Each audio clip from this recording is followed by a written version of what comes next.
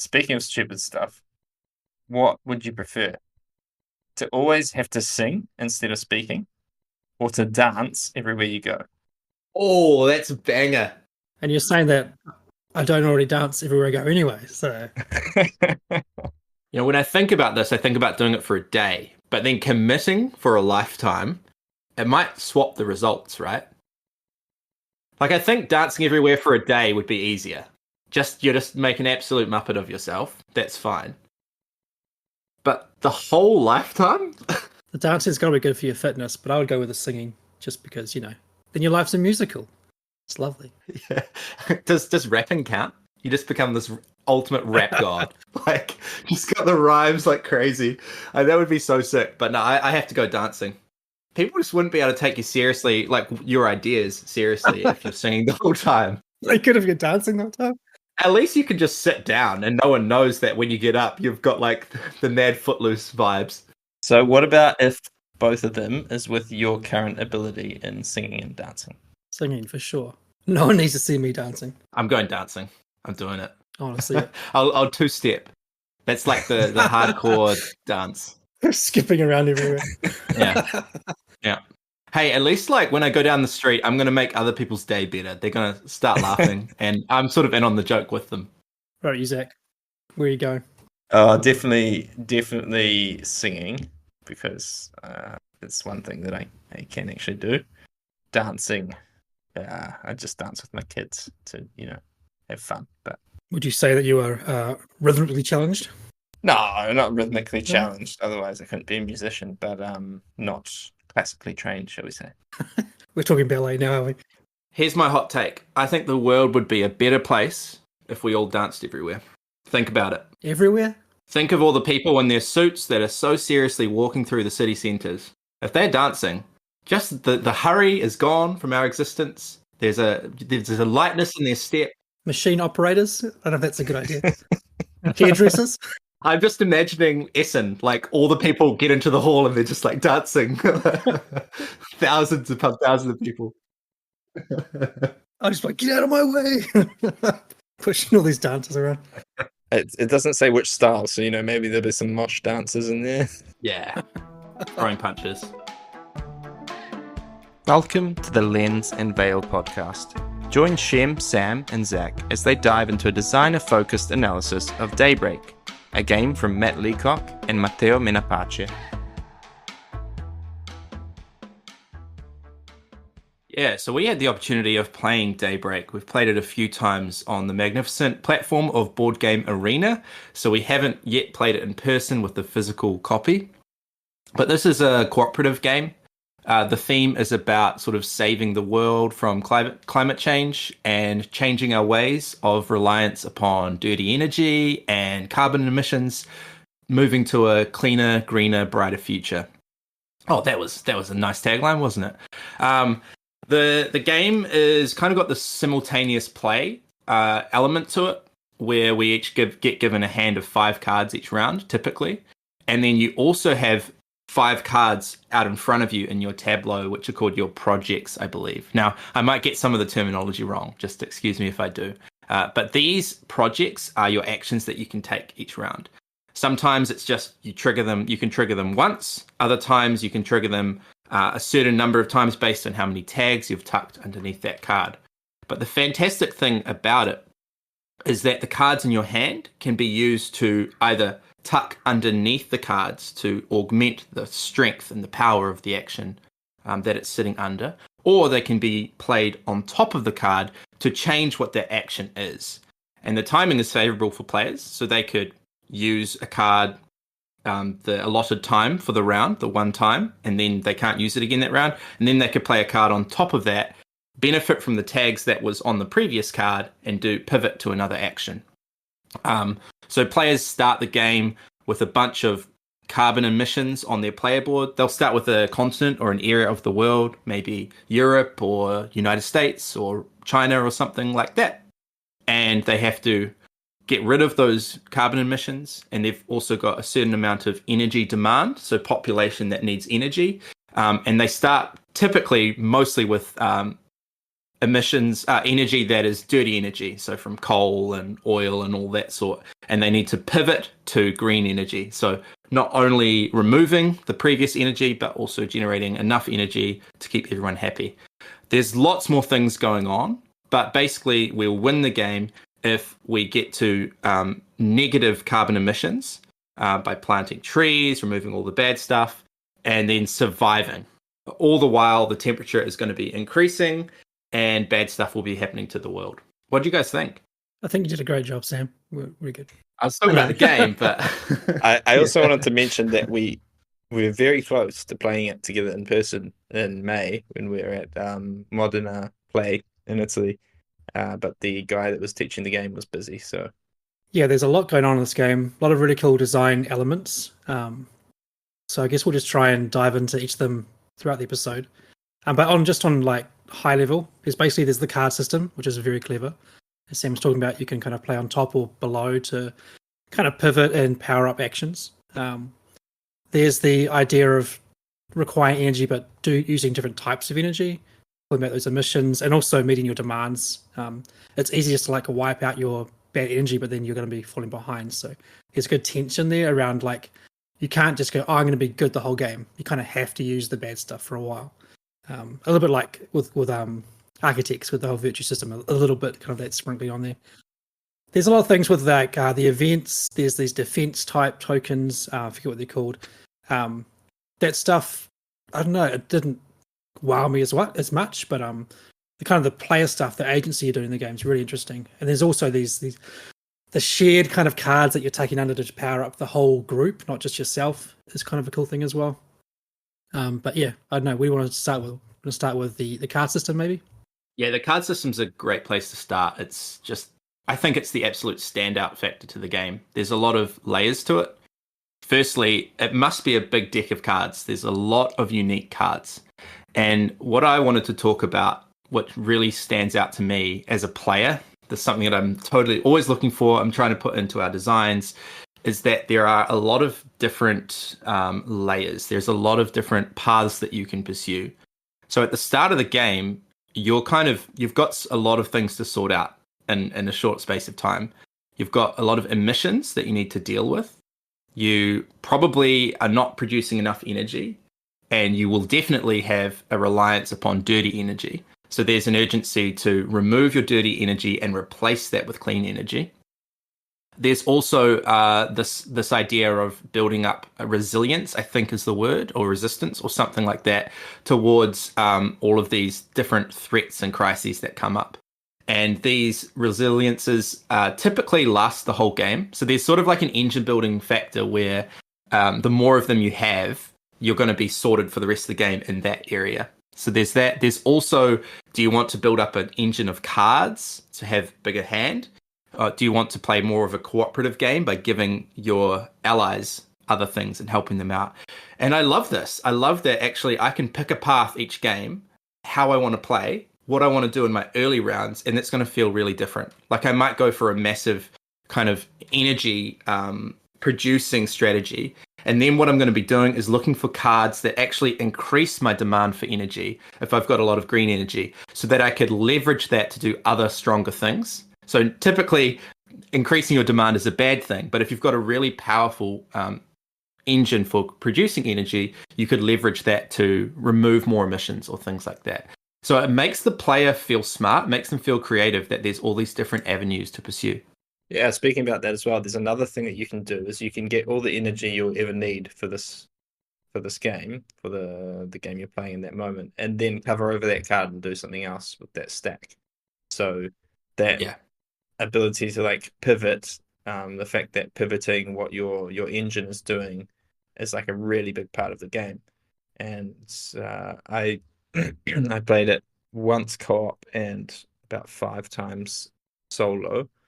And in my solo games, I just ended up having like one like mega stack where I was just like putting new stuff in, and I had so many tags and just benefiting from a whole bunch of different cards. And just every round I was changing what that engine was doing, but because I had so many cards in the stack, like it was always good. So that was interesting. Another thing I like about how these cards tuck and stack with the icons, the tags, on each card is that the game baits you a lot. Like, you've got this cool power you've been building up. Like, one of them might say, discard a card, and for every one of this tag you have on the stack, gain a good energy or something like that. So you're like, oh, I want to keep stacking this card behind the stack and keep doing this every turn because I get more and more energy. And then you draw your new hand of cards to the round. It's like, oh, actually, this needs that tag as well, or the other tag on the same row or column.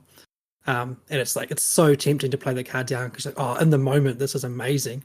It'll get rid of like all 3 of my cows that I don't want to have on my board or whatever it might be. Or might give us a tree for the round or 2 trees. But then you're losing that other cool engine you've been building for the last 3 turns. So that's a real cool tension as a player, I think.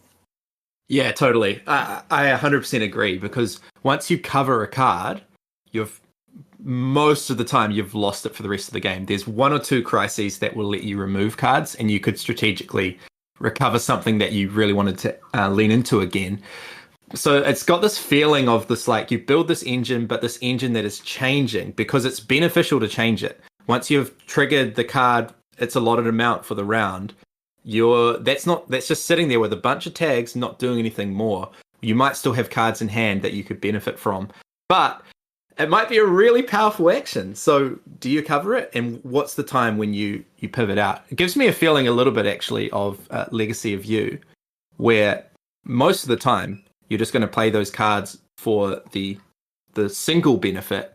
But there's another way you can play the cards. You can remove them completely from your deck, which is bad, but you get a double benefit. And choosing when to do that is a key to success in that game. Yeah, I think it's even more prevalent in this game of like that moment of like, oh, is this the time? Is this it? Like, Legacy of You is more about like, oh, now I can burn through my health that I've stored up. But yeah, definitely. What I do is like, also, we'll probably talk about the randomness a bit with the card draws, because that's always going to be a thing in card games. What I do like is, even though there is a ton of randomness, there's so many little levers in this game that you can pull. So every card draw you get, even if it's in your mind complete rubbish, you've probably got cards or abilities that let you just throw away cards to trigger stuff. So you have these kind of 5 things, your cards, most rounds, and you might find that perfect card you've been waiting for with a certain tag or the certain power that you need, like to clean off a certain type of a mission. Or you might just already have this awesome engine of like discarding cards that you just burn your whole hand as discards. And there's things like getting good energy, boosting your or reducing your power demand. There's planting trees and cleaning oceans, all that kind of stuff. There's so many different ways you can kind of achieve the overall goal. So even the randomness, while it might be punishing in some ways, there's lots of ways that you can like mitigate or push a different direction. Yeah, so going on to the randomness question, I noticed it a lot more in the solo game than in the co-op, because when we were playing together, you know, there were 3 of us, there's 3 people drawing a hand of cards. So when there was maybe like a disaster or something that needed a certain tag, it was probably going to be there. There was a much higher chance. Whereas in the solo game, I even had sometimes I had a card engine. I think I drew like 10 cards and then maybe did some like discard a card to see 3 more cards. And I must have seen like, I don't know, like 13 or 15 cards in the and I couldn't get the one tag that I wanted. And that's kind of frustrating.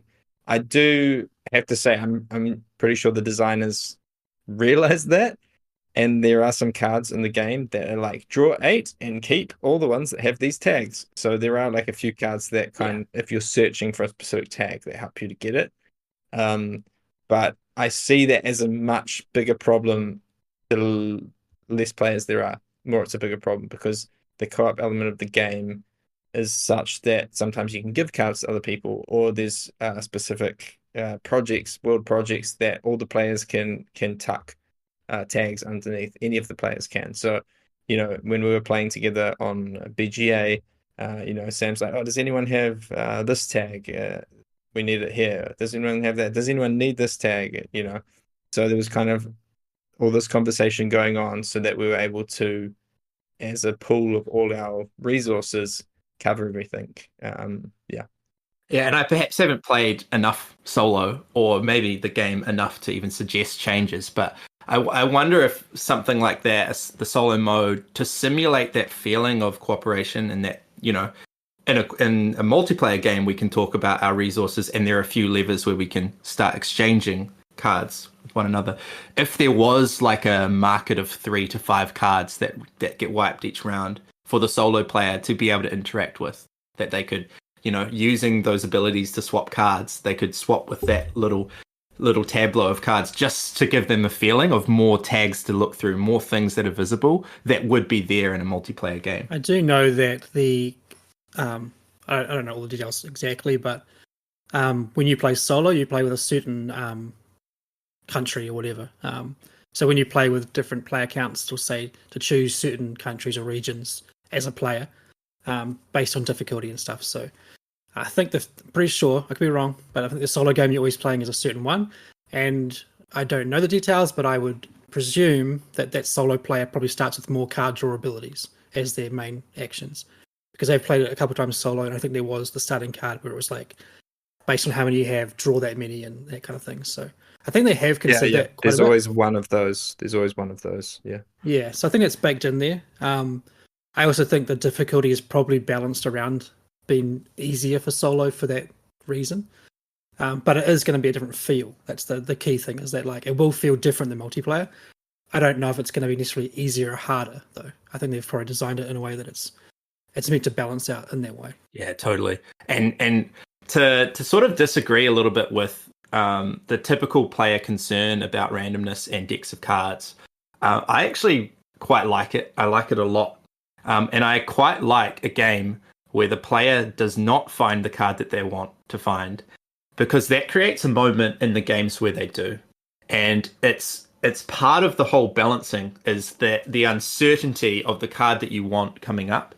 And as Shem was talking about earlier, there are so many levers in this game. There are so many levers to pull, different ways to play, that it encourages the player to be creative and try a different path. If the cards they want aren't coming up, you have all the tools you need to pivot your engine and to do something different. And I like encouraging players to adapt and to experiment with adaptation in the game, and not just get stuck into this is the way to win. So I disagree. I hear a lot of feedback in other games. I won't say what they are. Some of them are our games, about wanting cards to be refreshed and things being stagnant and stuff. I think sometimes that is actually intentional. That no, we're encouraging the players to adapt, to try a different strategy, and so that if you see every card every game, then the variation is almost a non-factor, because you can just guarantee you'll see every card every game. So you want to have that scarcity, I feel. What do you guys think about that? Do you agree? Do you disagree? I agree. I do. Because I like games that have some level of chaos, some level of mystery. So, which obviously cards are amazing for that, because you don't know the order of those cards coming out. We had an amazing moment, I think it's caught on camera still, where we were doing a 4 or 5 player game of Architects in person. We're filming it. I think it's terrible quality video, but it might be out there still. And our friend Ben, who also was the author for Legacy of You, for the storybook, he kind of has this one-track focus for that game every time. He's like, I get as many debts as possible, I flip those debts, and I try and get the certain cards that score and get virtue for those debts. So he was just like trying the whole game. He was just getting all these debts constantly, flipping them over. He had debt collectors. He was looking for the reservoir, the card that scores. I think it's either scores or gets virtue for every 2 flip debts. He's hunting for it. And then he's like going to the black market to draw 5 cards to try and find that one card. And then he's done it like 4 or 5 times. And then Sam's like, hey, bro, you looking for this card? It wasn't Sam saying the whole time. And I think the microphone just distorted like crazy, because Ben's like, no, and just jumped up from his seat. We were in tears with laughter. But it just shows that you shouldn't try to build around finding that one card in a game. Like, you need to be adapting to what you can see and playing tactically in this kind of game, and in Architects as well. Yeah. I thought it would be interesting to talk about the game as a co-op game. I think it was actually quite enjoyable, the co-op experience. I think made enjoyable by the fact that the card play is so satisfying, that everyone is having a good time. And it's quite a positive game in terms of like you're helping each other out. Like, there were any moments where it's like, no, you should do that. Oh, you should do that. Where anyone was like quarterbacking the game. I think Sam touched on it earlier in his description as well, about how you start with all this bad stuff and you're trying to clean up the bad stuff rather than constant threats coming at you. There are the event cards, but it does give it a different feel to like the classic co-op game of like we're in this together. We're our boots are mud and we're trying to fight against this thing. This is quite different, Sam, from what you would say as well. Yeah, totally. It's kind of like, using a game like Eon's End, we're the good guys and we're facing the nemesis. And in this, the game throws it at you. You look at the mirror and you're like, oh, we're the bad guys. We're the ones who have got all these emissions. We're the ones with a dirty conscience. We need to clean our act up. But also, there's that hope, there's that positivity. We're also the good guys. We're the ones who can make a change. So there's a lot going on, like thematically as well. Of course, there's a deeper message there. But the cooperation is great in this game. There are quite a few ways to cooperate. There won't be any issue at all in this game with an alpha gamer problem or a quarterbacking problem, just because managing your hand of cards and running your own tableau is quite solitary, and it's hard for other players to actually focus on everything that they're doing and then manage someone else. So the cooperation comes more in the form of, hey, can anyone give me a pink tag, or can anyone help me out with a community in crisis, or give me some more resilience? It's not a, you should do this over here and then move over here and then do this. It's not a min-maxy, someone optimized for you. So that's a good thing, but perhaps there's less of that like shared angst. What are we going to do about Bangkok? The epidemic that's coming up in Bangkok, right? Or I don't even know if that's a city in pandemic. But those sorts of games, you have your focus on an area and we're all trying to collectively solve that problem. This feels a little more nebulous, like we're solving a greater problem together and hopefully our forces combined will solve it. So maybe it's lacking a little bit of that tension there on that part. So a little, I guess, thing to throw out there for you guys to think about and throw back on. In a lot of co-op games, when you play them as a team and you're going through the motions or whatever and trying to survive, there's always that feeling at the end, like if you lose, especially, that you can then analyze like, oh, what could we have done to win? Like what one moment, if we had done a different thing, would we have won the game? Which is always quite fun. Especially if a group of friends and there's a bit of banter going on, you can be like, it was your fault, point the finger a bit at like some person making a bad choice. I don't think you'd get this in this game at all. You don't go, oh, that one thing I did, if I change that, because it's always just, in a way, just pulling back the levels slowly to try and make the thing achievable. So like you're just slowly pulling down your emissions, slowly doing this. There's no big moments of like, there's an outbreak, like Sam was saying, pandemic, or there's this big bear we've tried and beat in some other game. You don't get that feeling in this game a bit, which is different, which is a good thing, of course. But how do you feel about that whole idea of at the end you can't go, oh, if we had done this thing? It's kind of missing a bit from this game. Maybe with the disaster cards, there's supposed to be a little bit of that. So one disaster card is face up and the other ones are face down, and there's some like cards you can have to like turn them over and stuff like that. But I think all of them being face up would add more of that sort of tension. But I feel like that could add more tension where you're like, oh, this disaster is going to wreck us here. Oh man, if we don't do something, we're going to get wrecked, Whereas having them hidden, it did just feel like a bunch of random stuff was happening at the end and you had no agency over it. And also there were dice rolls happening, right? So according to dice rolls deciding what crises were increasing. So I feel like there was potential for that to be in this game, but there isn't really. Yeah, I agree with your point, actually. It's a really good point to talk about cooperation and the feelings we get as a player playing this game. Compare it to another one of Matt Leacock's games, so involved in both of these games, Pandemic. That's the classic co-op. In Pandemic, in my opinion, it's very replayable, and especially replayable on the same day. And I think what drives the replayability for me is the tension. I actually love that feeling of stress that we're going to lose, and the challenge. So if you lose, I want to come back, I want to beat it. And what drives the replayability is not that at all. Like I wasn't like, oh, I was so stressed and I wanted to do it again. What drives the replayability here is the breadth. Now, people talk a lot about elegance and depth. This isn't a game that is elegant, and there is depth, but this is a game that is broad. There are many ways in which you can solve these problems. You can go for a tree strategy, you can go for a massive card engine, you could go for a clean energy and then increasing demand. There are a lot of different ways that you can play this game. And that's what drives the replayability, is different ways for the player to solve the puzzle. So the replayability is actually much more like the modern Euros and typical, multiplayer games that we're playing these days. It's less about the stress, the tension, and the challenge. And for me, it's more about, can I solve this problem creatively, and can I do it in a different way than I did it in the past?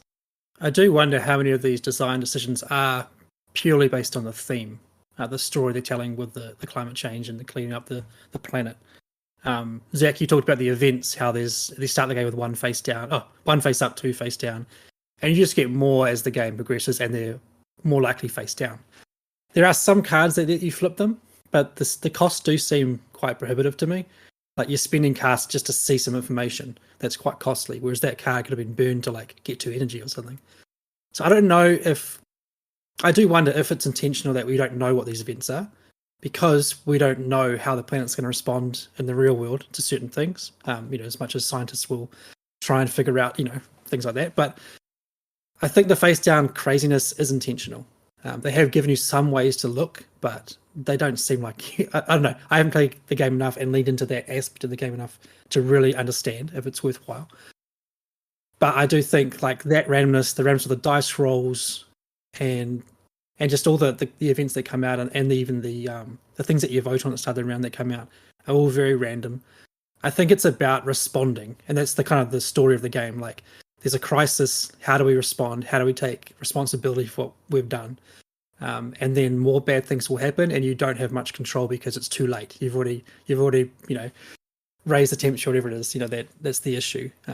Yeah, I think that's a really good point. And I agree that they did that for a reason. I think my point was just that there could have been that sort of tension in the game if maybe all of those were face up, because they can, playing the solo game a number of times, they can really screw you over when there's some disasters. Like, I think I had all my trees wiped out because it was removing a tree per something or other, and I had a per community in crisis, and I had a whole bunch of communities in crisis, and it just wiped out all my trees. So it was like my game was gone, Yeah.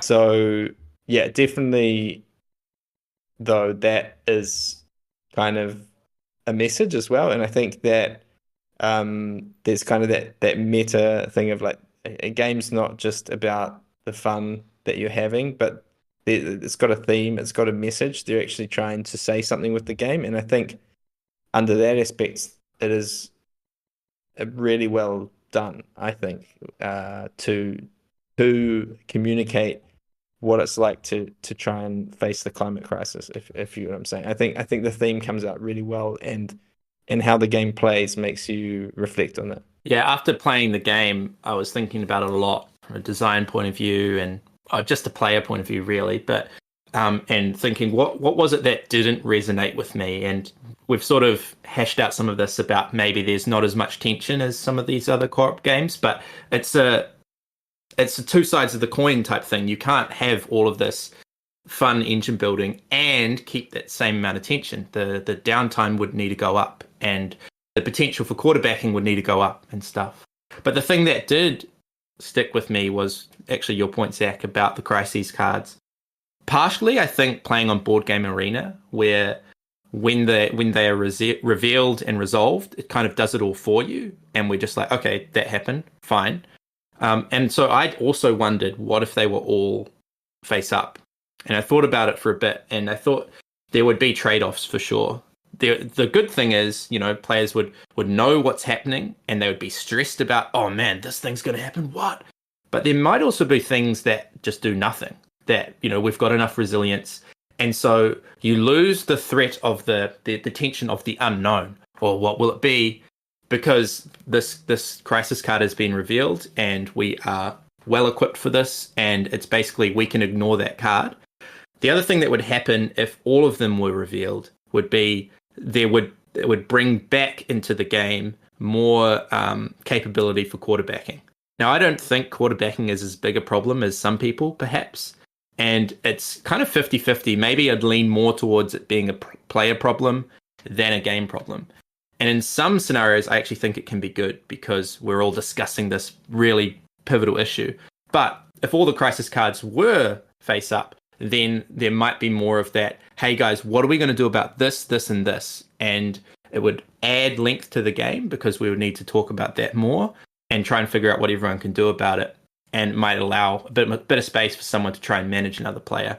So perhaps the designers, as well as the thematic argument, as well as all the tension argument, it might have been a design decision as well to mitigate some of that capacity for quarterbacking. Yeah, anytime you have cards face up on the table in a public area, that's just more information for players to have to consider. So it's often nice to not have those big cards everywhere because they don't have to think about it, which I think, it does solve a lot of issues with the quarterbacking. And I think that tension was one of the best things you said, Sam, about if you suddenly realize, oh, we've done these, it's easy, we're done. Now you can just maximize your own thing. But having that threat of the unknown is so good for, maybe we'll get some more resilience just in case. I'll try to remove one of these communities in crisis just in case. That's really good. And you would lose that, I think you're right. I think it's one of those things where I don't like it, but I don't think it's the wrong choice from a design point of view. And which is always important, I think, with board games, is that not every game has to be perfect to how you would like it to be as a player. Because we want as people, even we want control of things. That's just what human nature's like. So it's good to have games where there's not this total control because it keeps you on your toes, it keeps the tension there, and it makes it more replayable in my mind because you're maybe if things had played out differently, I would have won. And which might, on the surface, might look like randomness, I wasn't in control. But I think you need that in the game to make it more interesting, more memorable. Yeah, totally. And on that as well, this sounds like the most Captain Obvious statement ever, but not every game can or should do everything. And what I mean by that is, people will play a game, I'm just going to use Hadrian's Wall as an example. People will play a game like Hadrian's Wall and be like, oh man, I love all the combos, I love it, but there's not enough interaction. And then if you were to add interaction to a game like that, you would either have to reduce the amount of combos, or you'd have to make the game longer. Because if there's interaction, players need to know what other players are doing, they need to watch it, and they need to be able to respond. You can't do as much interaction in a real-time simultaneous game. That's just the facts. You shouldn't do as much because, for many different reasons. So if a game was to be more interactive, it would add downtime. So all of these things, they're actually all trade-offs. So a game can't do all things at all times for all players. It needs to pick a lane and stay in that lane. And so for this game, it's gone for maximizing that combo feel. It's gone for the theme, doing it really well, amazing card play. And so the interaction and the, the shared feeling of dread and threat and tension and excitement from the threats is lowered a little bit because of that trade-off. We can't let every game try and do everything. It's the reason why we don't put, asymmetric player powers in all of our games. I think it's a fantastic mechanism, and where it can be added, it's awesome. But when you've got so much emergent asymmetry in a game like Wayfarers or in a game like Scholars, how you do your tracks, who you retire, how you build your bags, do you really need another player power, another thing to remember? So we'll lean into it where we can because we think it's a really fun mechanic. But yeah. Well, that was kind of some feedback that Sam and I received for a game that we're currently working on. Yeah. And basically it was in a game like this, people expect asymmetry. And I was no, there's just it is a game with incredible amounts of emergent asymmetry. It just feels like it would be overcooking it. And yeah, maybe that's what consumers expect, but it's not what the game is, if you know what I'm saying. So yeah, sometimes you have to stick to kind of a design idea and not get drawn away by all the latest trends and fads. Zach mentioned something about player expectations or consumer or whatever, the expectations of people that are going to buy and play the game. The question to you guys, Shem, I'd be real interested in what you have to say about this. And it's a little nebulous, but Are there any times where you know that players are going to expect something and want something from a game, but you choose to subvert that, choose to not put that in because there's a good reason why you haven't put it in? And how do you manage that, like that feeling of players are going to expect this certain feel or this style of game to do a certain thing, but I'm going to actually choose not to do that? Definitely. And we've already touched on a few things like asymmetry, like face-up cards on the table, randomness, that kind of stuff. So just some real quick examples. Early on in Raiders of the North Sea, and even Raiders of Scythia, as I revisited it, there was a talk of like the face-up row of cards for crew cards. I did add them in the Hall of Heroes expansion because like it felt necessary in that expansion. But I tried a few times with face-up cards, like 3 to 5 that you could always draw from. It's just too much information. And I knew that players would say after I released it, like, "Oh, I wish there were some face-up cards you could take." Like you knew they wanted it, but from my point of view, and ultimately when you're the designer, it's your choice. I didn't think it was a good thing for the game. I thought it was a bad thing. It would slow it down. It would become stale. You need mechanisms to refresh that card row. Another example would be in Paladins. We have the wall deck, so you can build walls in the game. You could have easily done, draw 3 and keep 1, or there's a row of cards, you choose one, add it to your board, or whatever it might be. A personal deck of cards that you go through, so it's more balanced. But we thought, let's just make this, the game's already quite complex. There's a lot of systems. Let's just say you draw a card and place it. That's simple. We'll make the cards as balanced as, closely balanced as we feel they need to be. And it's just like, let's just move on. It's a simple mechanism. And we know players will complain about it, like, in a way. But we don't want that to be the main thing of the game, or it's not an issue for us. In fact, I find it more of a feature than it is that slight randomness, because like, what am I going to get? Will I get that debt flip? Will I get something else that I'm looking for? So yeah, there's a few examples in our games like that where we've made a choice, or I've made a choice, or Sam's made a choice, that we know that's going to get pushback. We know that people are like, I don't quite like that, or why did you do that? But we have thought through that process, and we've come to the conclusion that it's actually better with what might be perceived as a flaw. And you've probably tested it as well with the other version and been like, nah. That kind of reminds me of a short video that Sam posted on his YouTube channel, which probably no one knows about, but I know, I'm a subscriber, where he was talking about these kind of unsolvable problems in game design, and people are like, oh, why can't it be like this? Why can't it be like that? Because sometimes there's these things that there's this tension. And if you go too much in one direction, you create a problem in another direction. Or if you go too much in that direction, well, then you create the opposite problem. So it's actually up to you as a designer not to try and solve the problem, but decide where you're going to fall on that spectrum and where in that spectrum is right for your game. Totally. And that'll come out in our conversations and further on the podcast too. The term was coined by, I think his name is Alex Jaffe, who was or is an employee at Riot Games of League of Legends fame, and he called it the cursed problem of game design. And I think it's it's a nuanced way of looking at game design, but it's a very balanced way where every problem, well, not every problem, but there are some problems that cannot be properly solved. You just have to pick, as Zach has said, whereabouts you want to lean on that spectrum for solving it.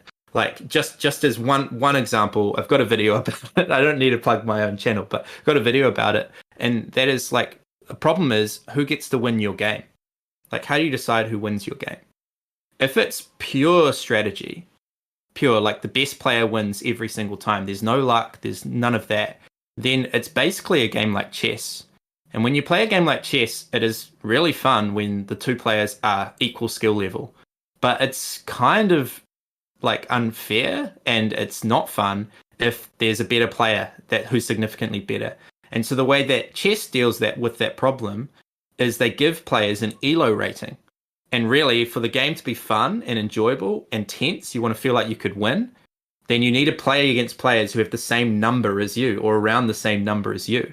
And for us making tabletop games, we don't want that. So we can't make a game that is purely 100% strategy. So how do we introduce other factors? How do we introduce other elements? There's two other elements we can add to games to make it so that the best player doesn't always win. But if we make it so that the best player only wins like half the time in a two-player game, well, that's really unfair too. We actually want there to be some level of strategy so that best player wins more often than they lose. So we can add in randomness or luck. So you can do that with dice rolls. You can do that with decks of cards. You can do that with a random setup. You can do that with variation, like asymmetry, all those sorts of things. You can add that so that there's that little chance that a new player could win. Different balancing of cards, all that sort of thing. And then the other lever that you can pull is interaction. So other players can have a say on who wins the game. Now, this is commonly referred to as kingmaking, and it's commonly kingmaking is talked about usually in the setting of area control games, very confrontational games, but it's actually everywhere. Kingmaking is actually everywhere. It's just disguised in a whole bunch of competitive games. Like in a worker placement game, Zach and Shem might both need a particular worker placement spot, and if one of them gets it, then that person could win. And then if I take it, then maybe Zach needs it, and Shem would win if Zach doesn't get it. What if I take the spot?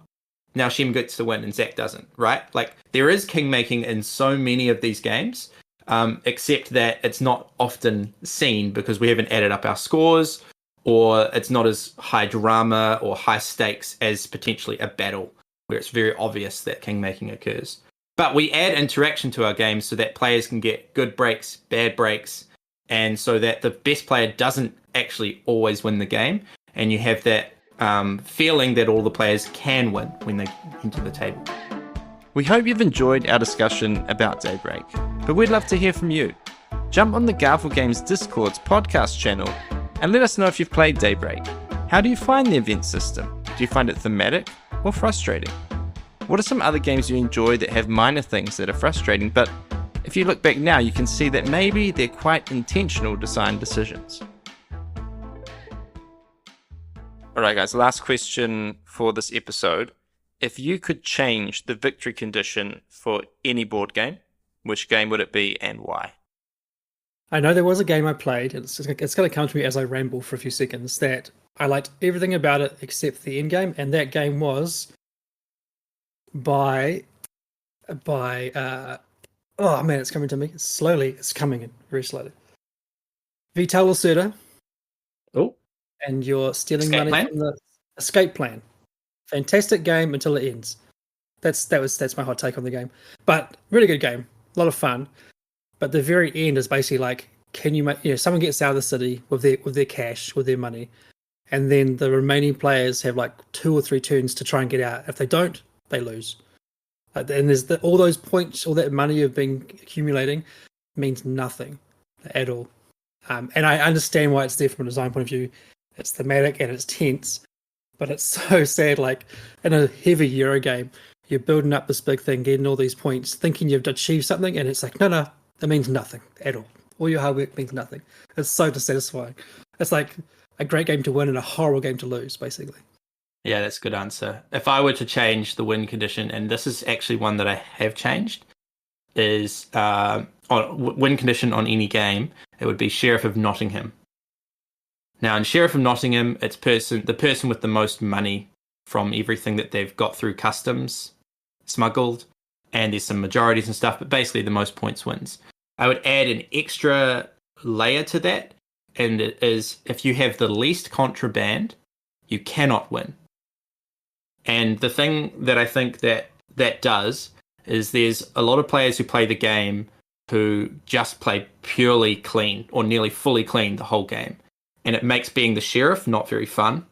And even if the player is predictable, you know that it's clean. There's nothing you can do about it. You can't penalize them. You can't hurt them. They just managed their hand well. They got some good card draws and they could get a lot of stuff through. So if you make that rule that if you've got the least contraband, you can't win, it really ups the stakes. Players need to try and smuggle something through, and then the sheriff has a lot more skin in the game, a lot more that they can actually try and leverage. So I think it improves the game a lot. So that's a house rule one then, Sam. It is a house rule. Yeah, and I have house ruled it. Thinking back to the times before children when I played more games, there was a game about killing Hitler. Do you guys remember the name of it? Secret Hitler. Secret Hitler? Yeah. No, not Secret Hitler.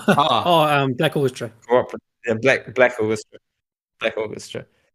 So that was that was quite a fun game, and then you get to the end and you're trying to kill Hitler, and it's just rolling a bunch of dice and hoping that you get like, it's like all this build up, and then I know people have sometimes said that about Chaos Order when if the game ends on a battle that ends on a dice roll, but I feel like there's a lot more going on there.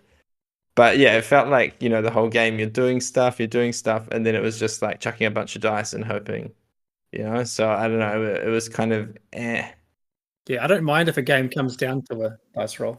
Like Battlestar Galactica can here's the same thing said about it. Like you play for 4 to 6 hours and it's one dice roll that matters, like Chaos Order sometimes. But like you said, there's way more going on behind the scenes than just that dice roll. Like how many things have come up to that, whereas Black Orchestra, it literally is just that dice roll. Yeah. Yeah. And we had that, Shem, when we played, right? Oh, yeah. Yeah, I had that as well. It was an insane game. We just didn't roll the right die. I don't know how many times we attempted it, but it was insane. Yeah, so I don't know. It didn't, like, I was like, oh, this is a cool game until we got to the end, and then I was kind of like, But you did remember it. It was not forgettable. True. You forgot the name, but yeah. Not the emotions. Maybe it was. I thought you were going to say, Zach, that you would change the win condition on solo Daybreak. Because how'd you get on out of your 5 attempts? Well, I think I lost in every way possible. So, and we're back full circle. Thanks for listening to the Lens and Veil podcast. This podcast is brought to you by Garphill Games. You can follow Garphill on Facebook, Instagram, TikTok, X, and YouTube, or by joining the Garphill Discord server.